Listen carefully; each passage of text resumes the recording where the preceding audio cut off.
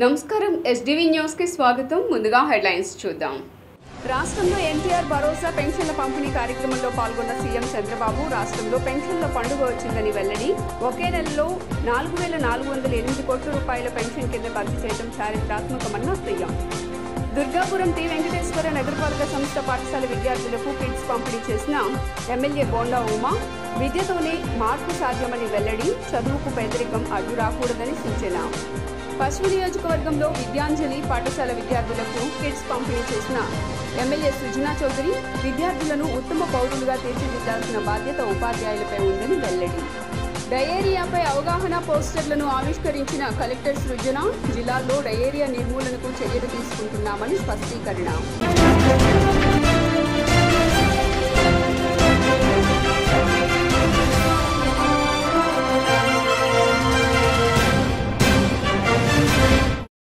ఇక డీటెయిల్స్ చూస్తే రాష్ట్రంలో ఎన్టీఆర్ భరోసా పెన్షన్ల పండుగ వచ్చిందని సీఎం నారా చంద్రబాబు నాయుడు సంతోషం వ్యక్తం చేశారు.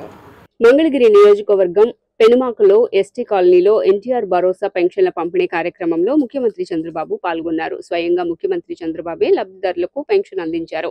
లబ్ధిదారుడు బాణావత్ పాములు నాయక్ కుటుంబానికి మొదటిగా పెన్షన్ అందించారు. నాయక్ కూతురు ఇస్లావతి బాయికి వితంతు పెన్షన్, పాముల నాయక్ వృద్ధాప్య పెన్షన్, భార్య సీతాబాయికి రాజధాని పరిధిలో భూమి లేని వారికి ఇచ్చే వ్యవసాయ కూలీ పెన్షన్ను అందించారు. అనంతరం నాయక్ కుటుంబ సభ్యులతో కాసేపు సీఎం ముచ్చటించారు.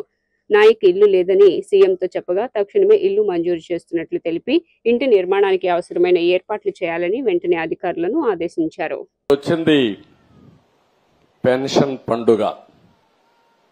ప్రతి నెల మొదటి తారీఖున మొన్నటి వరకు అన్నారు, మీరు చూశారు, వాలంటీర్లు పెట్టాం కాబట్టి వాలంటీర్లు ఇచ్చారు. ఎన్నికల్లో వాలంటీర్లు వద్దని చెప్పి ఎన్నికల కమిషన్ ఆదేశాలు ఇస్తే ఈ ముసలవాళ్ళని పంచాయతీ ఆఫీసుకి తిప్పి 33 మందిని ఆ రోజు ప్రభుత్వం చంపేసే పరిస్థితికి వచ్చింది. మంచి ఎండలు మే నెలలో ఎండల్లో తిప్పి దిక్కుదిలిన పరిస్థితిలో ఏప్రిల్ మేలో 33 మంది చనిపోయారు. మేము ఆ రోజు పోరాడాం, అయినా కూడా ఏం లేదు. ఈరోజు గ్రామ సచివాలయం ఉంది, 1,20,000 మంది ఉన్నారు. 1,20,000 మందిని ఉపయోగించుకుంటే 40-50 పెన్షన్లు ఇస్తే అయిపోతాయి. ఈరోజు అందుకనే ఆ పట్టుదలతోనే గ్రామ సచివాలయ సిబ్బందితో ఒకే రోజు రాష్ట్రంలో అందరికీ పెన్షన్ ఇచ్చే కార్యక్రమానికి శ్రీకారం చుట్టాం. ఎందుకు జరగదో చూపించాలని.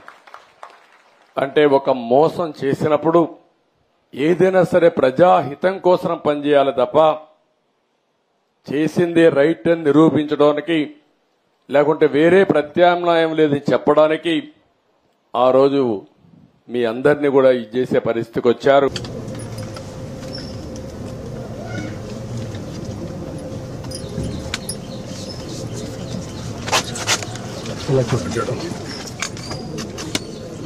కొంచెం ఇట్రండి ముకుందండి.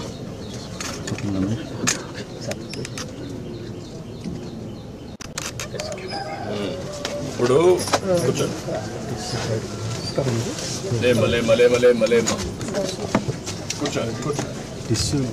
పేదవాళ్ళ కోసమే మనం ఈ పింఛన్లు ఇస్తున్నాం. అదే మాదిరిగా సరే మీకు ఇల్లు లేదు, ఇల్లు కట్టేయమంటాం. మీకు విద్యతోనే మార్పు సాధించవచ్చునని ఎమ్మెల్యే బోండా ఉమా మహేశ్వరరావు పేర్కొన్నారు. బోండా ఉమా మహేశ్వరరావు దుర్గాపురం టి వెంకటేశ్వరరావు నగరపాలక సంస్థ హైస్కూల్లో విద్యార్థులకు కిట్లు పంపిణీ చేశారు. ఈ కార్యక్రమానికి శాసనసభ్యుడు ఉమా మహేశ్వరరావు ముఖ్య అతిథిగా విచ్చేసి మాట్లాడుతూ ప్రపంచ మేధావులందరూ ప్రాథమిక విద్య ప్రభుత్వ పాఠశాలలో చదువుతున్న వారేనన్నారు. రాష్ట్ర ప్రభుత్వం కార్పొరేట్ స్కూల్స్ కి దీటుగా నగరపాలక సంస్థ స్కూల్స్ లో విద్యార్థులకు అన్ని రకాల సదుపాయాలను ఏర్పాటు చేసిందన్నారు. గతంలో ప్రభుత్వ స్కూల్స్ లో చదివే విద్యార్థులకు ఉచితంగా సైకిళ్లు ఇచ్చిన విషయాన్ని ఈ సందర్భంగా ఆయన గుర్తు చేశారు. విదేశాల్లో సైతం నేడు వందలాది మంది ఉన్నత స్థాయి పదవుల్లో ఉన్నవారు కూడా ప్రభుత్వ పాఠశాలల విద్యార్థులేనన్నారు. లక్షలాది రూపాయలు డొనేషన్లు కట్టి ప్రైవేట్ స్కూల్స్ లో చేరే కంటే ప్రభుత్వ పాఠశాలల్లో చేరి ఉత్తమ ఫలితాలు సాధించాలని ఆయన పిలుపునిచ్చారు. అత్యంత ప్రాధాన్యత ఇచ్చి వాళ్ళని తమ సొంత పిల్లల్లాగా మా సొంత పిల్లల్లాగా చూసుకుంటమే కాకుండా వాళ్ళకు కావలసినటువంటి సదుపాయాలన్నింటిని కూడా ఏర్పాటు చేస్తూ కార్పొరేట్ స్కూల్స్కి ధీటుగా గవర్నమెంట్ స్కూల్స్లో పిల్లల్ని ధీటుగా చదివించే విధంగా ప్రయత్నాలు మొదలుపెట్టాం. ఈ ప్రభుత్వం చిత్తశుద్ధితో ప్రభుత్వ పాఠశాలలో చదువుతున్న విద్యార్థులకి అండగా ఉండేదానికి ముందుకు వస్తూ ఉంది. ఈరోజు వాళ్ళకి అన్ని రకాలుగా uniforms, school bags, text books, notebooks, అలాగే షూసు, ఇదే కాకుండా డిక్షనరీసు, అలాగే మధ్యాహ్న భోజనం, అన్ని రకాలుగా వాళ్ళకి సదుపాయాలు ఏర్పాటు చేస్తూ ఉన్నాం. స్కూళ్ళల్లో చదువు చెప్పే టీచర్స్ కూడా అంకిత భావంతో పనిచేస్తూ ఉన్నారు. దానికి నిదర్శనమే గత సంవత్సరం 92% టీవీఆర్ స్కూల్లో ఉత్తీర్ణత శాతం. ఈ సంవత్సరం 105 మంది 10th క్లాస్ పిల్లలు ఉన్నారు.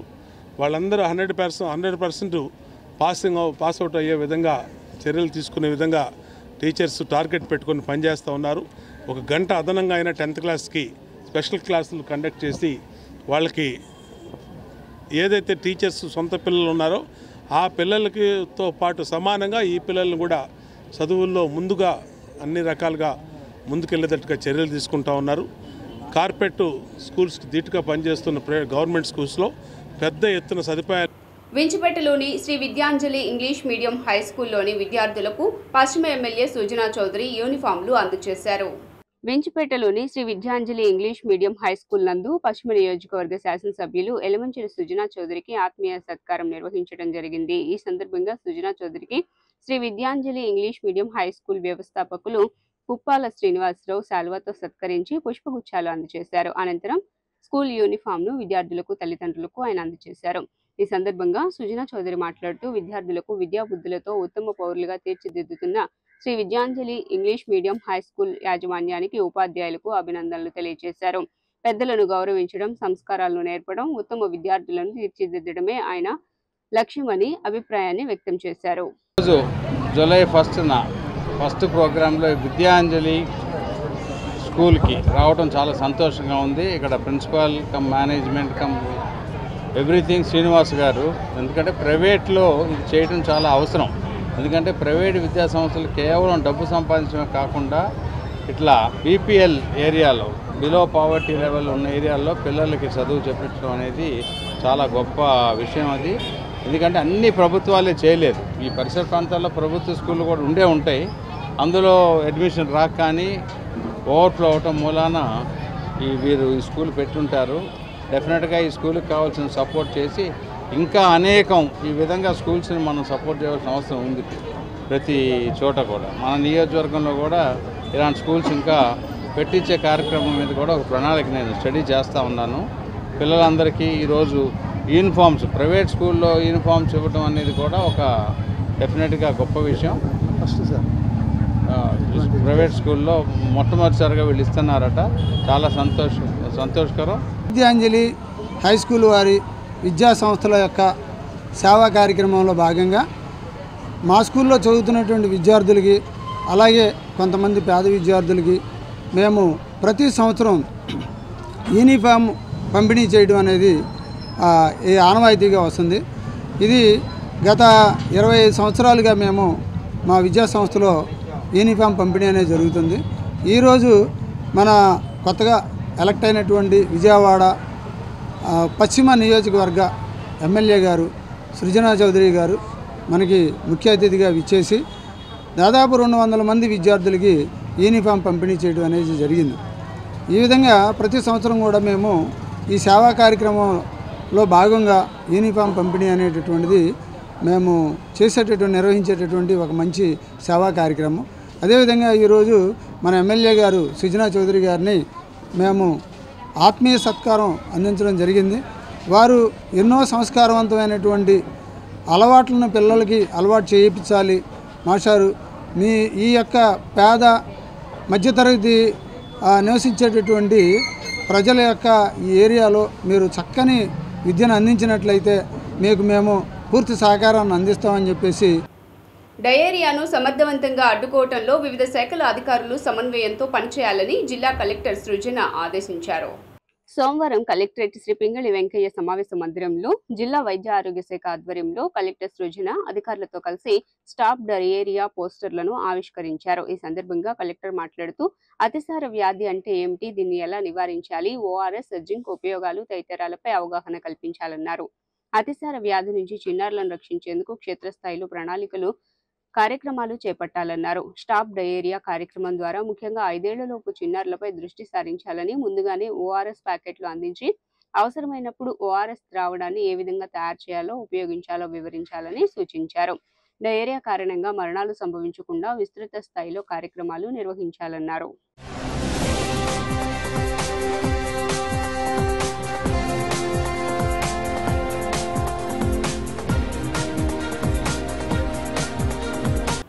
భారీ మెజారిటీతో గెలిపించిన పిఠాపురం ప్రజలకు రుణపడి ఉంటానని ఉప ముఖ్యమంత్రి పవన్ కళ్యాణ్ అన్నారు. కాకినాడ జిల్లా గొల్లప్రోలులో నిర్వహించిన పెన్షన్ల పంపిణీ కార్యక్రమంలో ఆయన మాట్లాడారు. గత ప్రభుత్వంలో పంచాయతీ నిధులు ఎటు వెళ్లాయో తెలియలేదు. 600 కోట్లతో రిషికొండలో ప్యాలెస్ కట్టుకున్నారు. అవే నిధులు ఎక్కడ ఉపయోగిస్తే జిల్లా అభివృద్ధి అయ్యేది. నా వైపు నుంచి ఎలాంటి అవినీతి ఉండదు. పర్యావరణ శాఖను బలోపేతం చేస్తా. గోదావరి పారుతున్నా త్రాగునీటికి ఇబ్బందులున్నాయని పవన్ తెలిపారు. లేదంటే ఊరేగింపులు చేసుకొని ఇవన్నీ చేయడానికి ఇబ్బంది ఏం లేదు. కానీ చేస్తే చాలా విలువైన మీకోసం పనిచేసే సమయం పోతుంది. పైగా నేను తీసుకునేవి చాలా కీలకమైన శాఖలు. పంచాయతీరాజ్ శాఖ, అటవీ పర్యావరణ శాఖ, దాంతోపాటు పొల్యూషన్ ఉంటుంది, పొల్యూషన్ శాఖ, అలాగే సైన్స్ అండ్ టెక్నాలజీ. పంచాయతీరాజ్లో దాదాపు 3 చాలా కీలకమైన విభాగాలు ఉంటాయి. వాటన్నిటినీ చదవడానికి, అవగాహన చేసుకోవడానికి చాలా సమయం పడుతుంది. ఆ పరిపాలన అంటే ఆ శాఖ తాలూకు పరిపాలన వ్యవస్థ ఎలా ఉంటుంది, అడ్మినిస్ట్రేటివ్ డిఫికల్టీస్ ఏముంటాయని ఇవన్నీ అర్థం చేసుకోవడానికి నేను ఈ సమయం తీసుకున్నాను. ఈ సందర్భంగా నేను పిఠాపురం నన్ను గెలిపించిన, భారీ మెజారిటీతో గెలిపించిన ప్రజలందరికీ నేను ఇవన్నీ పక్కన పెడితే వాళ్ళ ప్రయారిటీ 600 కోట్లు పెట్టి రుషికొండలో ప్యాలెస్ కట్టుకున్నారు. అదే 600 కోట్లు ఈ పార్టీకి మనకి ఇక్కడ కనుక పెట్టుంటే ఒక జిల్లా అభివృద్ధి అయిపోయింది. సో మేము తీసుకున్న ప్రయారిటీ అది. హంగులకి ఆర్భాటాలకి కాకుండా నేను ఈ రోజున పంచాయతీరాజ్ వ్యవస్థ నేను నడిపే వ్యక్తిగా చెప్తున్నాను మీకు. ఇందులో నా సైడ్ నుంచి కరప్షన్ ఉండదు.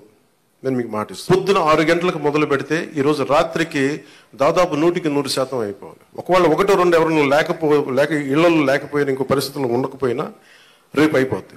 మ్యాక్సిమం రేపు మధ్యాహ్నంలోపు అయిపోవాలి. ఇది టార్గెట్ పెట్టుకున్నాం, దాని దిశగా వెళ్తున్నాం. అందుకని పొద్దున్న 6 గంటలకి ఈరోజు ప్రారంభం అయిపోయింది.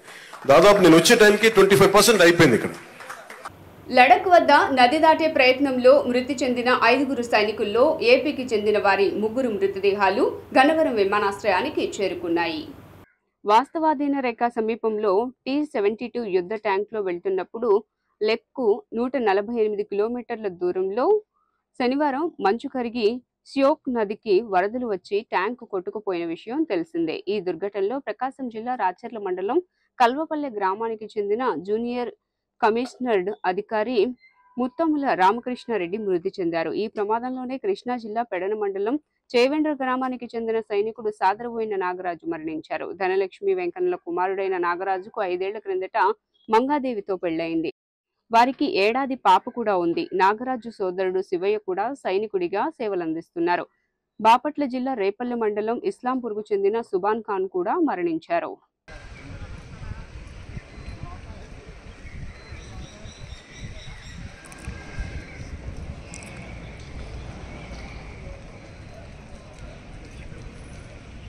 ఆటో కార్మికుల జీవితాలకు పెనుభారంగా మారిన భారత న్యాయ సంహిత చట్టాన్ని పార్లమెంట్లో ప్రవేశపెట్టవద్దని సిఐటియు ఆటో కార్మిక అధ్యక్షుడు కె దుర్గారావు డిమాండ్ చేశారు. ఈ నూతన చట్టం డ్రైవర్ల వల్ల ఎవరైనా మృతి చెంది ఆ డ్రైవర్కి బెయిల్ లేకుండా 7 సంవత్సరాలు కఠిన కారాగార శిక్ష, 10,000 రూపాయల జరిమానా విధిస్తూ ఈ చట్టాన్ని రూపొందించారన్నారు. దురదృష్టవశాత్తు ప్రమాదం జరిగితే డ్రైవర్, ఆయనపై ఆధారపడ్డ కుటుంబ పరిస్థితి ఏమిటని ఆయన ప్రశ్నించారు. పార్లమెంట్లో ఈ బిల్లు ఆమోదించకుండా అన్ని పార్టీలు, ఎంపీలు అడ్డుకోవాలని డిమాండ్ చేశారు. ఈ బిల్లును వ్యతిరేకించాలని తెలుగుదేశం ఎంపీలకు చెప్పాలని చంద్రబాబు నాయుడికి విజ్ఞప్తి చేశారు. మానవతా దృక్పథంతో అన్ని పార్టీల ఎంపీలు ఈ బిల్లును వ్యతిరేకించాలని దుర్గారావు పిలుపునిచ్చారు. బీజేపీ ప్రభుత్వం గతంలో భారత న్యాయ సంహిత చట్టం 2023 116(1)(2) చట్టాన్ని ఎన్నికల ముందు ప్రవేశపెట్టింది. మోటార్ రంగ కార్మికులు అనేక రాష్ట్రాల్లో సమ్మెలకి ఆందోళనకి పిలుపునిచ్చి పెద్ద ఎత్తున మోటార్ కార్మికులందరూ రోడ్డు మీదకి రావడంతో తాత్కాలికంగా ఈ చట్టాన్ని వెనక్కి తీసుకుంటున్నామని చెప్పని ఆ రోజు ప్రకటించారు. కానీ ఎన్నికలు అయిపోయి అధికారంలోకి వచ్చి బీజేపీ ప్రభుత్వం నెల కాల ఈరోజు జూలై 1వ తారీఖు నాడు పార్లమెంట్లో భారత న్యాయ సంహిత చట్టం 2023 106(1)(2)ని పెట్టి ఆమోదింప చేయాలని చెప్పని చూస్తుంది. అదే చట్టంగానే అమలైతే ఇవాళ మోటార్ రంగ కార్మికులందరూ కూడా జీవనోపాధి పోయి రోడ్ల పాలు కావాల్సిన పరిస్థితి ఏర్పడుతుంది.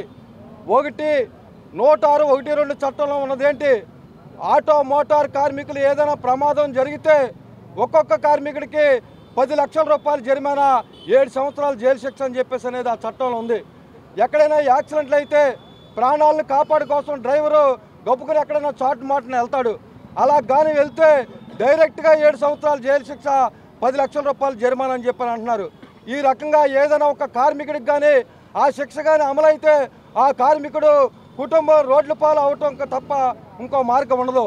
అందుకే ప్రభుత్వం ఇప్పటికైనా సరే పునరాలోచించి భారత న్యాయ సంహిత చట్టం 2023 106(1) రద్దు చేయాలని చెప్పని ఈరోజు దేశవ్యాప్తంగా కూడా all India road transport workers federation పిలుపులో భాగంగా ఈరోజు విజయవాడ నగరంలో ఆటో వర్కర్స్ యూనియన్ తరపున ధర్నా కార్యక్రమాన్ని చేపడుతున్నాం. బీజేపీ ప్రభుత్వం ఇప్పటికైనా పునరాలోచించాలి. ఆ రకంగా ఇవాళ మోటార్ కార్మికులపై కక్ష సాధింపులు తెగడం సరైనది కాదని చెప్పని అన్నాం. వర్షాకాలంలో ప్రజలందరూ అప్రమత్తంగా ఉండాలని వీఎంసీ కమిషనర్ స్వప్నిల్ దినకర్ సూచించారు.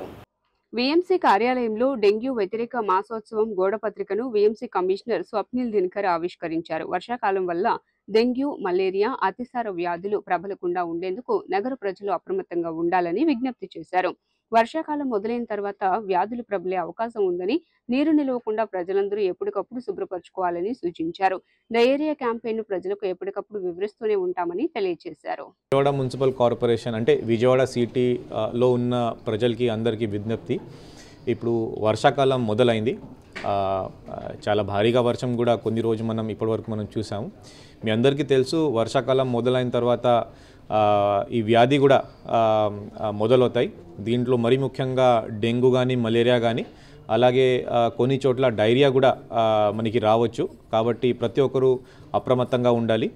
మన డెంగ్యూ, మలేరియా సంబంధించి యాంటీ లార్వా యాక్టివిటీస్ ప్రతిరోజు ప్రతి ఒక్క ఏరియాలో చేస్తూనే ఉంటాం. స్ప్రేయింగ్ కానీ, ఫాగింగ్ కానీ చేస్తూనే ఉంటాం. బట్ కానీ మీరందరూ గమనించాలి, డెంగ్యూ అంటే మంచి నీళ్ళతో, మురుగు నీళ్ళతో కాకుండా మంచి నీళ్ళతో లేకపోతే వర్షం నీళ్ళలో ఉన్న ఈ లార్వా ద్వారా మాత్రమే వస్తుంది. కాబట్టి మీ ఇంట్లో ఉన్న ఈ పైన ఉన్న ట్యాంక్ కానీ, తర్వాత ఖాళీ సామాన్లు కానీ, టైర్లు కానీ, కొబ్బరి బండ్లు కానీ, ఈ అంతా ప్రతి శుక్రవారం ఫ్రైడే ఈ ప్రోగ్రాం కింద మీరు ఖచ్చితంగా క్లీన్ చేయాలి. ఈ రోజు నుంచి ఇది కొంచెం గట్టిగా ప్రతి ఒక్క వార్డ్కి వెళ్ళి, ప్రతి ఒక్క సచివాలయం దగ్గర వెళ్ళి, మన ఏఎన్ఎంస్ కానీ, మన సచివాలయంలో ఉన్న శానిటరీ సెక్రటరీస్ కానీ ప్రజలకి ఈ అవేర్నెస్ ఇస్తున్నాము. దీనికోసం ఒక పోస్టల్ కూడా ఈరోజు రిలీజ్ చేసాము. దయచేసి పబ్లిక్ ప్రతి ఒక్కరి నుంచి మనకి సపోర్ట్ ఉంటేనే ఈ డెంగ్యూ కానీ, మలేరియా కానీ కేసెస్ మన విజయవాడలో తగ్గించవచ్చు.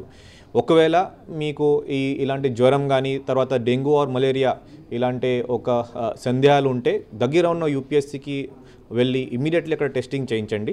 ఒకవేళ పాజిటివ్ ఉంటే, బికాస్ అక్కడ పాజిటివ్ వచ్చింది అంటే క్వారంటైన్ ఫెసిలిటీ అక్కడ క్రియేట్ చేయాలి.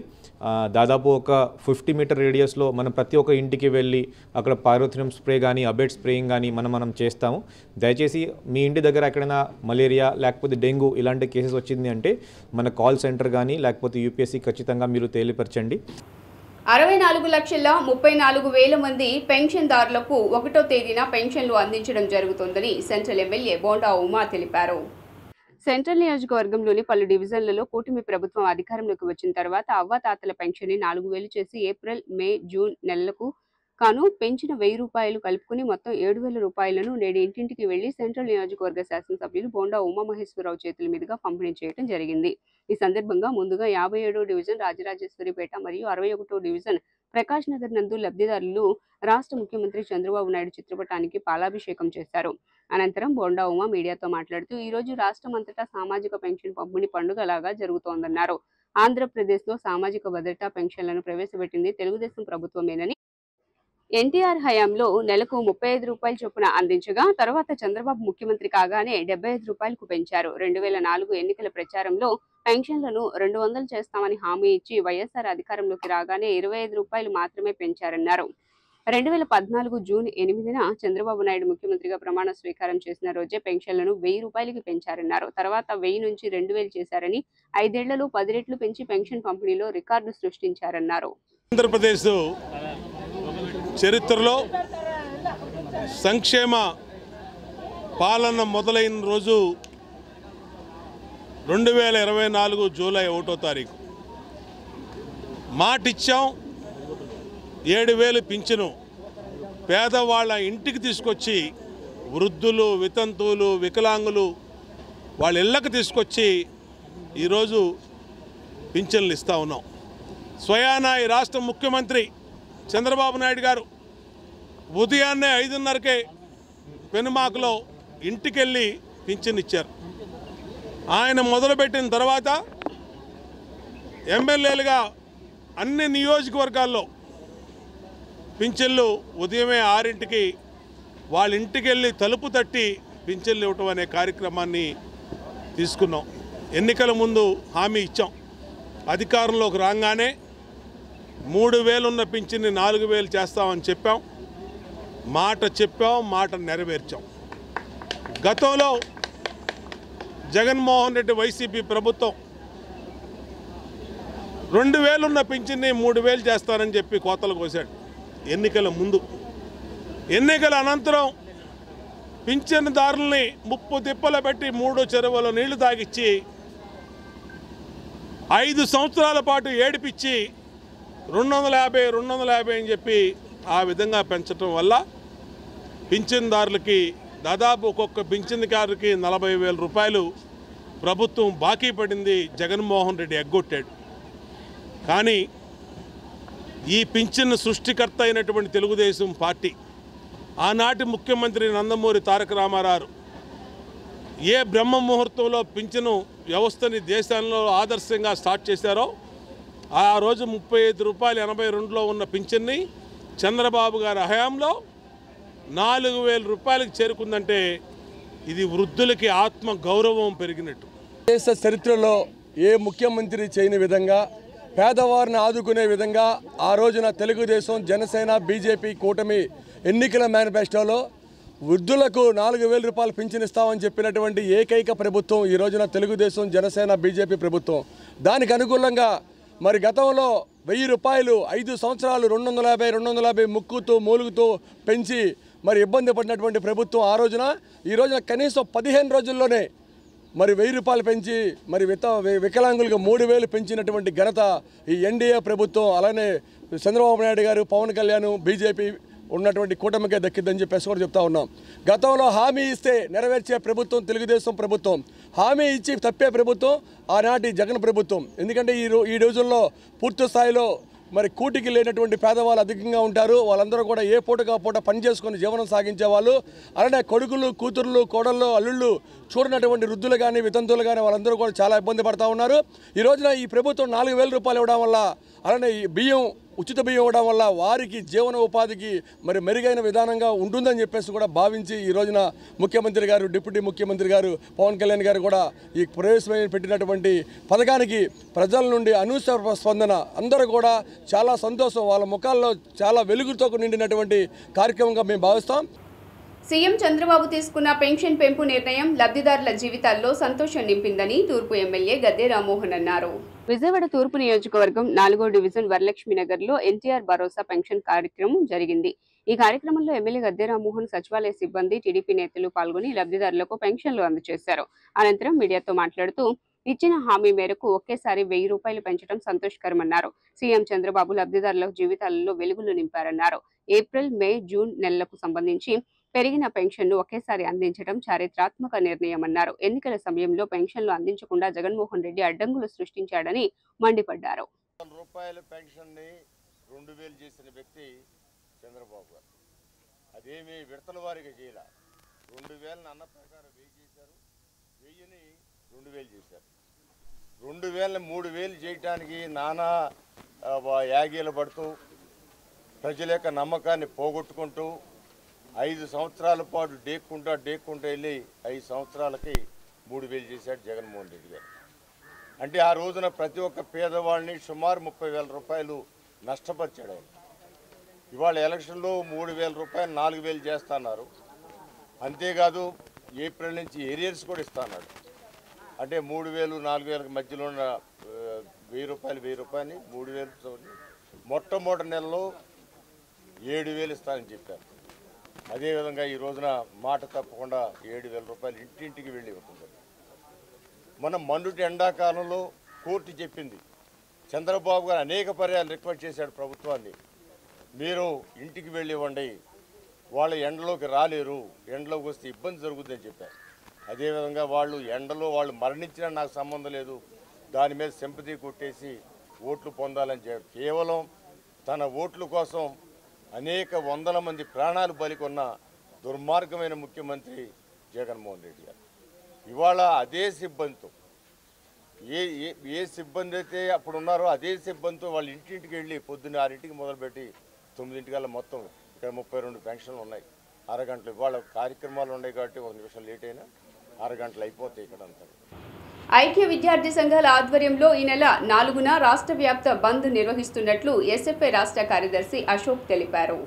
విజయవాడ బాలోత్సవ భవన్ నందు నీట్ అవకతవకలపై విద్యార్థి సంఘాలు జూలై 4వ తేదీన నిర్వహించబోయే జరిగిన దేశవ్యాప్త బంద్ను జయప్రదం చేయాలని ఆయా సంఘాల ఆధ్వర్యంలో పోస్టర్ ఆవిష్కరణ కార్యక్రమం జరిగింది. ఈ నేపథ్యంలో పోస్టర్లను పలు విద్యార్థి సంఘాల నేతలు ఆవిష్కరించారు. ఈ సందర్భంగా ఎస్ఎఫ్ఐ రాష్ట్ర కార్యదర్శి అశోక్ మాట్లాడుతూ రాష్ట్ర వ్యాప్తంగా జూలై 4న విద్యాసంస్థల బంద్కు పిలుపునిచ్చామన్నారు. నీట్ పరీక్ష పత్రాల లీక్ పై ఇప్పటికే దేశవ్యాప్తంగా చర్చ జరుగుతోందని తెలిపారు. కేంద్రంలో ఉన్న బీజేపీ ప్రభుత్వం ఈ ఘటనపై ఒక్క మాట కూడా మాట్లాడకపోవటం మండిపడ్డారు. ఈ 5 ఏళ్లలో 65 పేపర్ల లీకులు జరిగాయని, ఇప్పటికీ ఈ విషయంపై ప్రధాని మోదీ మాట్లాడటం లేదని ఆగ్రహం వ్యక్తం చేశారు. అశోక్ ఎస్ఎఫ్ఐ రాష్ట్ర కార్యదర్శి. దేశవ్యాప్తంగా జూలై 4వ తేదీన విద్యాసంస్థలు బంద్కు పిలుపిస్తున్నాం. ఇప్పటికే దేశంలో చర్చ జరుగుతూ ఉంది, పార్లమెంట్లో కూడా చర్చ జరుగుతూ ఉంది. నీట్ యూజీసీ ఎగ్జామ్స్ లీకేజ్ జరిగింది. ఇప్పటికీ కేంద్రంలో ఉన్న మోడీ గారు దీనికోసం మాట్లాడే పరిస్థితి లేదు.